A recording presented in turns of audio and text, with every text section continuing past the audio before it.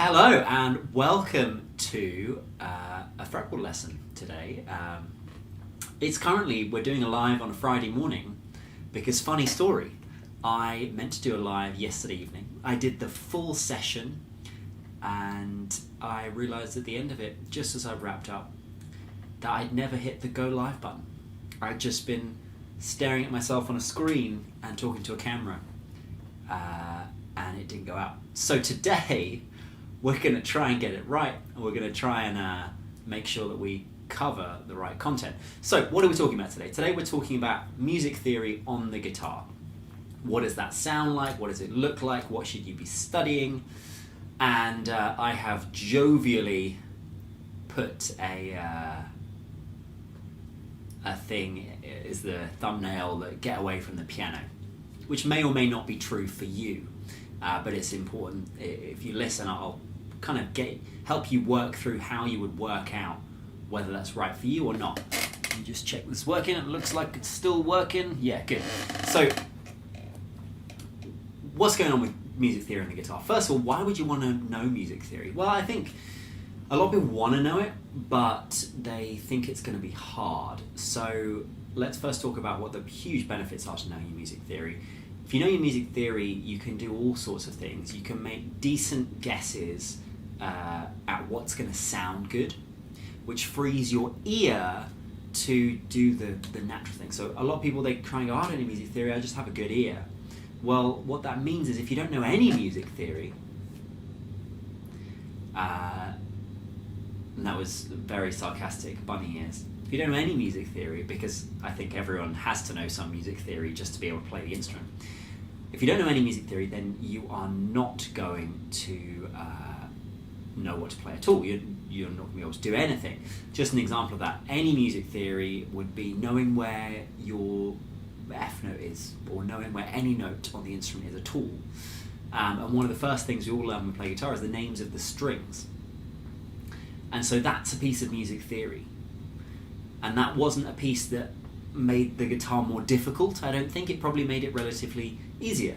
And I tend to think of, you're going to lean on, especially when it comes to soloing, you're going to lean on your ear the less music theory you know, and your ear will get bogged down doing the basic things. So let's imagine you didn't know where an F was on the guitar. My guitar's in a funny tuning today, I apologise for that. But let's imagine you didn't know where an F note was on the guitar. So when a song came on in F, you had to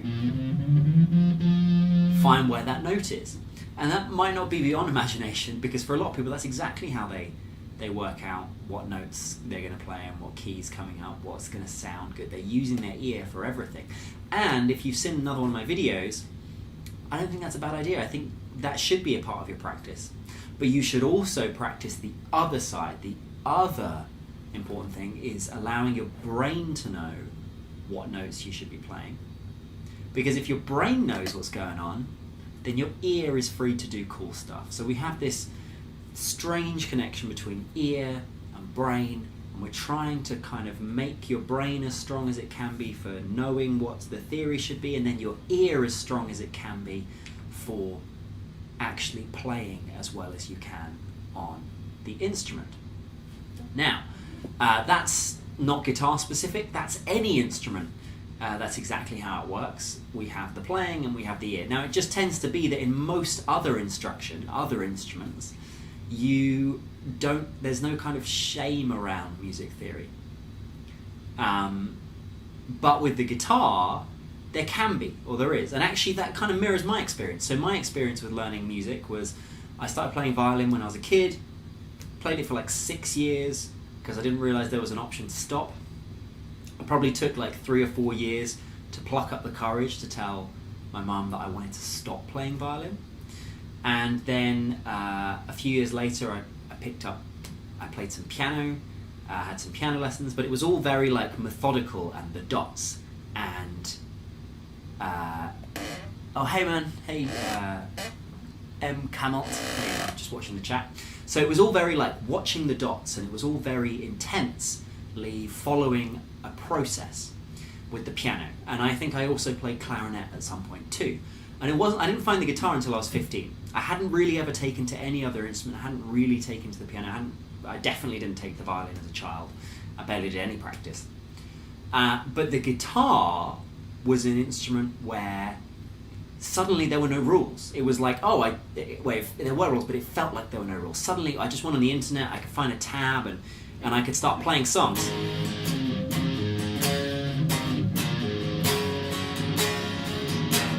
It was cool. I just would pick it up. I could teach myself. I mean, I would look at things and I would just try and work out what to play, and it didn't feel like I'd been bogged down in this process that everyone had to do before I could enjoy the instrument. And I think that's a real part of how everyone, or a lot of people who get into the guitar, actually start. It's the rebellious instrument. It's cool because you get into it, because you want to play. Hey Ploopy, Ploopy Poopy, what a name that is. Hey, you're from France. Great Steve. So one of the things that I think about the guitar is you get into it from a rebellious point of view, but there becomes a point for most people where if you want to solo, if you want to improvise, you start exploring, you want to learn more music theory, and we have to kind of fill in some of that knowledge which wasn't kind of built up from the beginning. So in other musical instruction, they tend to try and do that from the beginning, so you become a very well-rounded player. With guitar players, we tend to be very top-heavy in some areas, tend to be pretty top-heavy in repertoire, so playing songs, and very lacking in music theory. Don't know kind of what's happening on the instrument, and there's some real key points that make the guitar actually really difficult and a very different beast for learning music theory too, that we'll talk about in a minute as well. So as I kind of learned guitar, I thought that once I got to the stage where I could play some songs, and actually people were listening to my playing going, wow, you're pretty good, this is cool, I'd rebelled, but I didn't feel like a musician yet. I couldn't sit down and jam with anyone. I felt a bit like a fraud, actually, because people would hear me play and go, wow, you're really good. And the problem was I had learned songs, but I felt like I was just copying other people. Actually, I was really into acoustic guitar. I loved Tommy Emmanuel and I loved Andy McKee, and I would learn their songs, and people would be like, whoa, dude. Like Andy McKee, if you've never seen him, he plays the guitar over the top. And so I'd play his stuff. People would be like, wow, you're amazing. We should sit down and jam.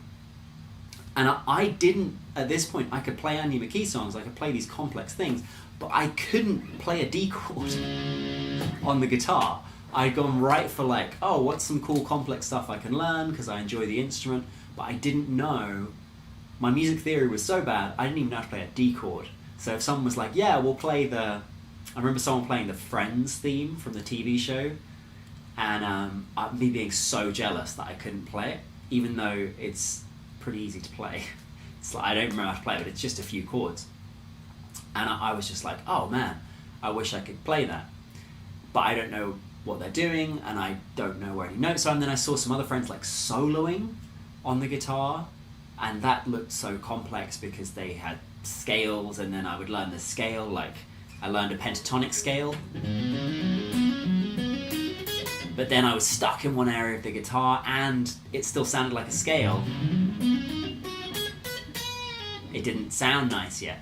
So I took music theory lessons at school. I was like, okay, what's going to happen now? I should go learn music theory. That's what everyone says. I'm really committed. And so I took these music theory lessons and classes at school. I had a tutor who would come around my house and we'd learn music theory. It was like I could read the dots really slowly from when I'd done piano lessons and violins, like really slowly. I would like count up. I had these sayings to help me find the notes that were like face, like F-A-C-E, and in the bass clef, like all cows eat grass and stuff. And I was really slow at working through them. And I kind of got the theory, and I was doing piano theory classes at school.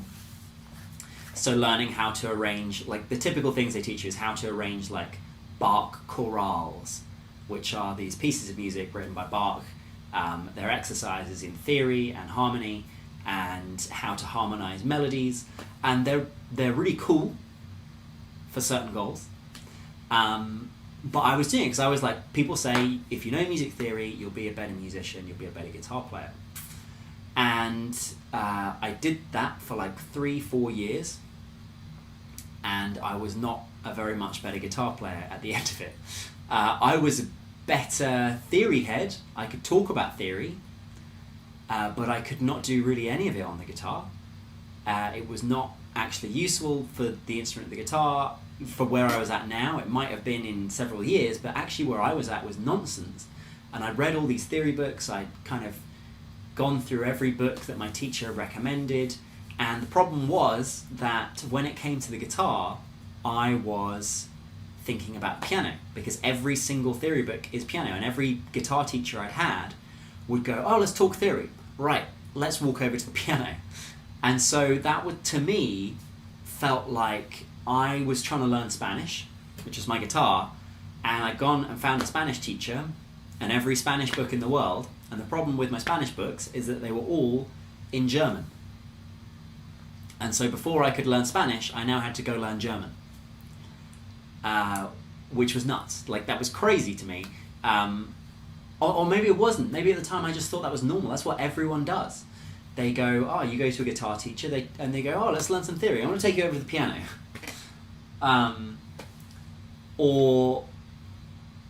And every other instrument kind of makes sense, I think, on other instruments. So if you're on a trumpet, it kind of makes sense to do it on piano because you haven't got a visual representation on the trumpet, on the trombone.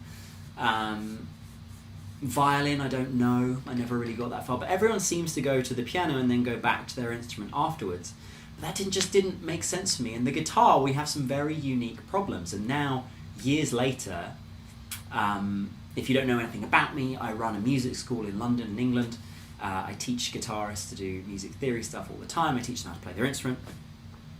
And now, having taken lots of other people through the process of learning, I realized that that process of inserting a piano is so confusing, because while it makes total sense on the piano, people get it pretty crystal clear and it's a very easy instrument to see it on.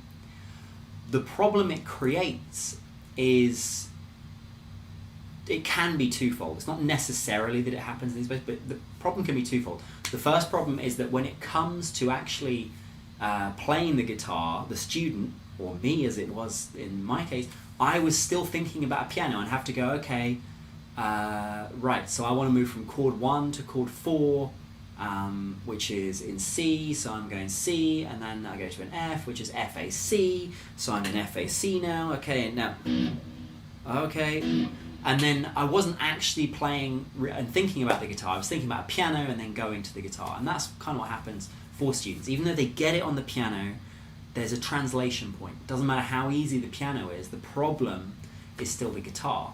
And the other thing is that other instruments and the kind of way that people end up playing has different things which are high priority in their music theory. So on guitar, we have things which are unique about the guitar, which require us to spend more time on.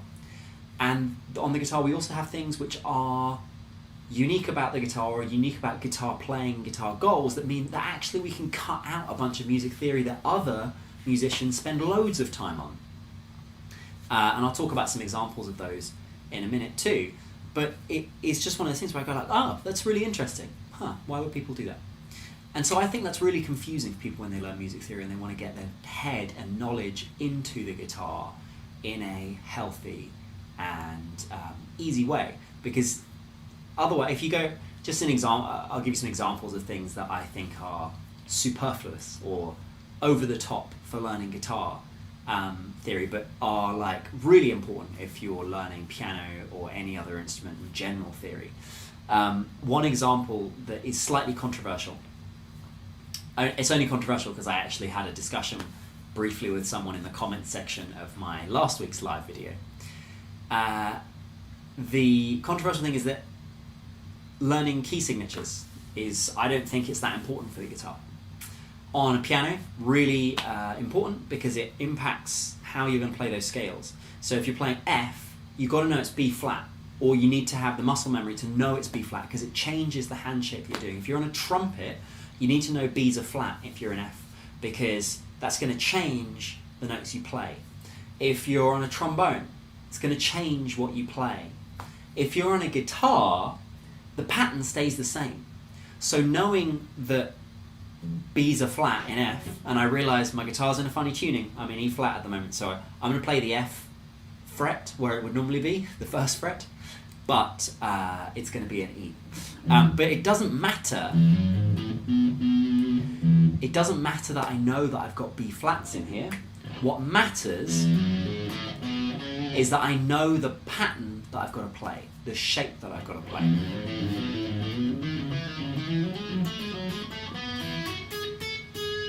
Whether that's over 6 strings or whether that's over 1 string.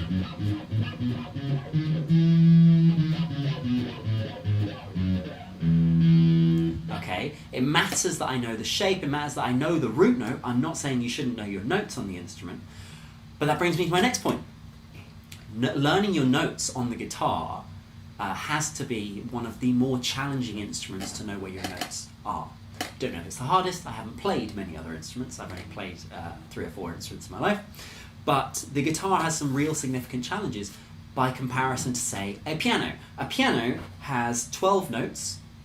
If we include, we've got C, D, E, F, G, A, B, and then we've got the sharps in between, the black notes, has 12 notes. And that visual representation of 12 notes repeats all the way up the fretboard. So C looks the same wherever C is. So visually, within like one lesson or a month of lessons, depending on, there's no judgment on kind of how quickly it takes you to get it, but very quickly you can see like, oh, C, C, C, C, C, D, D, D, D, D, oh, E, E, E, they all look the same. On guitar, that process, I mean, I've had people come to me after 20 or 30 years of playing and not even begin to have a real solid knowledge of where their notes are on the instrument. And one of the real things that goes on with that is, well, if we look at our middle C, so the middle note on a piano is in one place. But on the guitar, that same note, this should be, this I'm going to say is C, that's actually a B right now because of my tuning. But this is where the C note would be. I'm going to go from the visual representation. Remember, but that same note can be played in 5 places. So before we can even do anything that other instruments are thinking about, if we're reading dots, which is how most music theory is taught, it's going to be very difficult to do it without knowing the fretboard very well. Now, I don't think that you have to read the dots to do music theory, another slightly controversial thing. It's not, I don't think, I know because I've taught this many times. You don't have to do the dots on a page to do music theory. Those two are not the same thing. Being able to read music and being able to understand music theory are 2 separate things altogether. It doesn't mean that they're not, you can't have some connection between them. You can do music theory in writing, but you can also do all sorts of music theory knowledge without ever being able to read anything. And the same with knowing where your notes are on an instrument is not the same as being able to read music. And the assumption when you take music theory classes is normally, oh, well, you can read music and you know where your notes are on the instrument. And most people don't realise that the big problem is knowing where your notes are on the instrument. So we have this unique challenge of what do you do with the guitar? Well, the first, I'll come to some solutions at the end actually. I was about to jump into like, here's what you should do, here's your homework assignment, if you choose to accept it, like Mission Impossible. So those are some unique challenges that we have on the guitar, and we can actually cut some of the stuff that you would normally do in normal practice. And how do you decide what to cut and what to keep and what you should focus on? Well, I think the notes on the neck thing is a really big thing that you should focus lots on the guitar. And if you want something to practice your notes on the neck with, I'm going to put in the description here, if on the live it's not there, but if you're watching the video afterwards, it's going to be there. It's my 5 levels of major scale, and in that I encourage you to practice level 1, which is a very simple level with finding notes on the neck, because notes on the neck is like the gateway. It's the gateway drug. It's the marijuana of being able to really understand music theory on your instrument practically with the guitar. And it's the one thing that I go, oh, it's going to be really hard to be able to do any music theory on your instrument. If you do, and actually the reason I'm so passionate about it is because I've had so many students over the years who know some music theory before they come in, but they can't do it because they don't know where the notes are on the instrument. So I've had people who are able to talk to me all day long about what the harmonic minor scale is, but actually they can't play the normal minor scale or the minor pentatonic all over the instrument yet. And if I go, hey, we're in B flat, we're in B flat minor, give me a solo, like they're not comfortable enough with their shapes and playing to be able to do that yet. And so it's very tempting to get drawn into learning up music theory thinking it's going to solve something, when actually the real solution is done on the guitar with the training, and it does come for everyone. Everyone gets better at it by doing it. So that's the first thing I'd say, is jump into the comments. And also, if I see there's some people watching along, which is awesome, if you leave me any questions you have about this or comments in the live, I'll answer them now. If they're on there before I go, I'm probably going to wrap up in the next 5 to 10 minutes, because I'm going to go and do some exercise in lockdown time. So yes, when it comes to guitar, you need to think about what your goals are for kind of playing. And I don't mean like, oh, you're serious, I'm going to be able to play this many notes per minute and I'm going to do all these big goals. I mean, like, what music do you like is a good place to start with goals. And I guess really, rather than goals, I would think about what's next for you. Where's the energy that you want to put into your playing so that you can become the player that you want to be. So for some people, that means they want to be able to play some blues solos, and that still requires notes on the neck. I still think that's always a worthwhile thing doing. It's going to require immediately, like, probably the most useful thing is knowing your pentatonic scales and shapes really well all over the guitar. And in which case, watch out for this Saturday, because I've made 5 levels of pentatonic scale that you can check out, which I think will be helpful. So getting comfortable with where your goals are is really important. Now, if you were on the other end of the spectrum and you wanted to be like a mega jazz player, I'm not sure what mega is about the jazz playing, but like a really good jazz player, good and whatever that means for you. So you might go, oh, I want to be able to read jazz and improvise off charts. Well, in that case, I would go, okay, well, your theory knowledge is going to take it on more, and you just kind of layer it. And I would still go, actually, well, the place to start is notes on the neck, pentatonic scales, but then I would go, okay, you've got to know your major and minor scales. And once you've got your notes on the neck down, then it would actually be worth starting on learning to read music at some point. Like, if you want to play jazz, it is helpful, I think, to be able to read music. But we've also got, in the process, we need to learn arpeggios, which are kind of a function of knowing your notes. And I haven't done many videos on arpeggios yet, but I love teaching arpeggios, because they were something that bored me to tears when I was first practicing guitar, and I never really worked with them, and now I absolutely love them, and they're probably the most used thing in my playing. But that's on a side note, or maybe I'll do something on arpeggios another time. So you'd need to know arpeggios, and you'd need to know your chord, like your key chord theory really well. I did a video last week on key chord theory, but that's knowing what chords go in a key or work with a scale. Because when we're in a scale, so say I was in F major,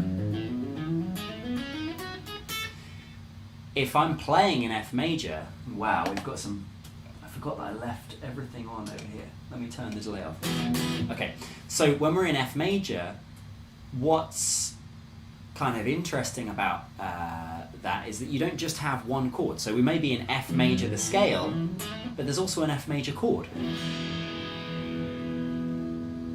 But you can also have a chord, like 6 other chords that you can play and still be in F major, and you can still be soloing over with that scale.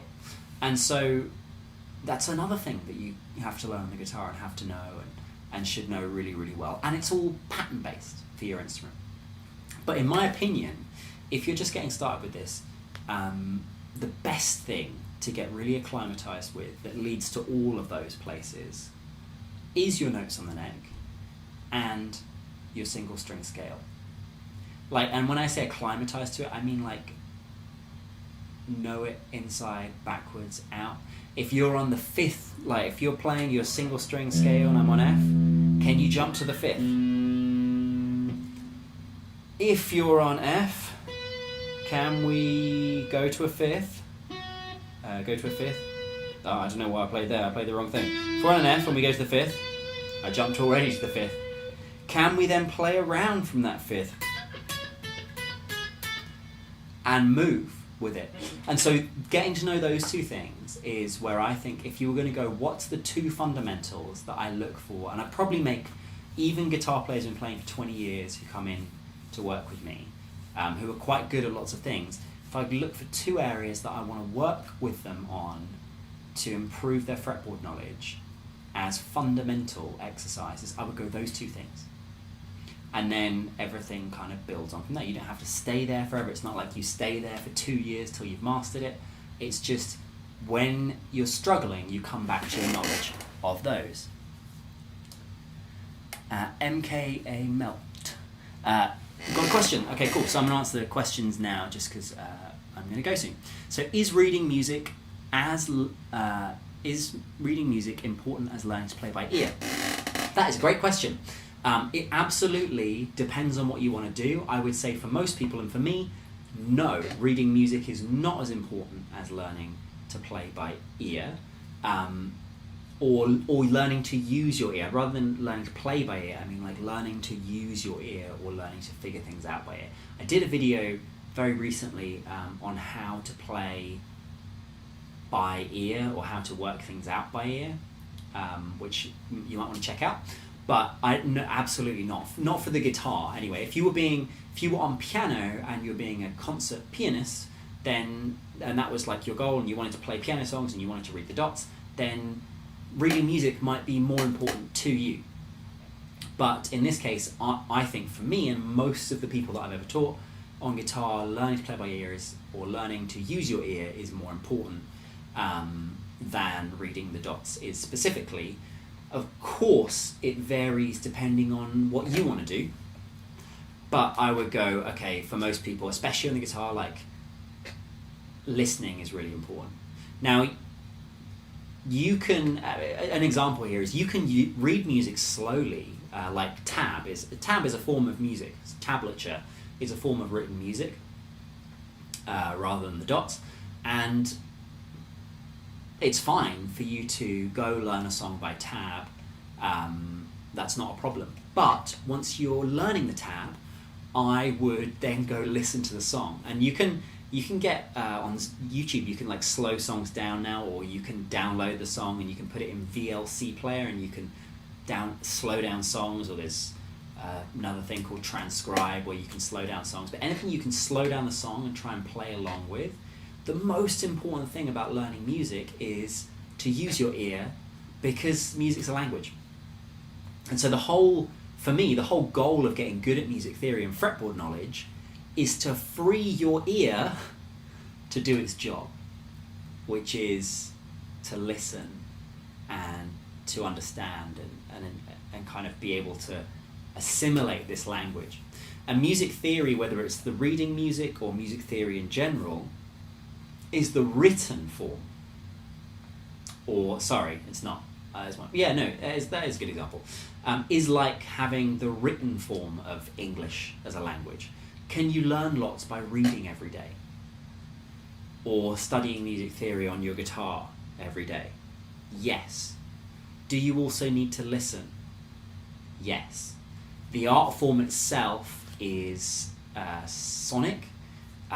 It's oral, you listen to it, so I would say that kind of nothing is going to be greater than playing by ear. But music theory, the whole idea of it is to try and learn to take whatever your ear is being held back by and free it. So a lot of people are using their ear to find their way around scales when you could just be using your ear. Ploopy poopy. Or ploople poopy, something like that. So in your opinion, what's the best way to learn intervals? That's a really good question. So I think it all starts with root notes, then single string scales, like knowing where they are, and then really the thing with intervals is there's a lot of them to learn, so you start with small and what you can control. So if you look at if you look at the 5 levels of major scale thing that I have, and if you haven't got that yet, you can go to fretboardmat.com, because I know you're live, but I'll stick it in it's in like all of my videos as the way to opt into my email list. I give you a document where I walk you through it.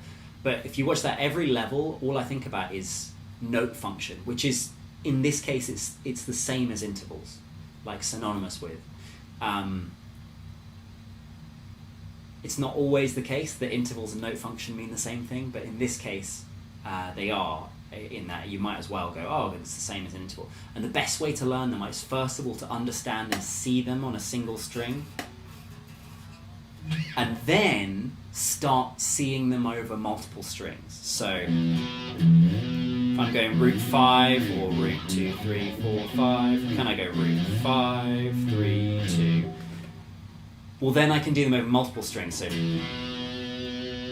got F, C, okay, root 5, root 3, okay.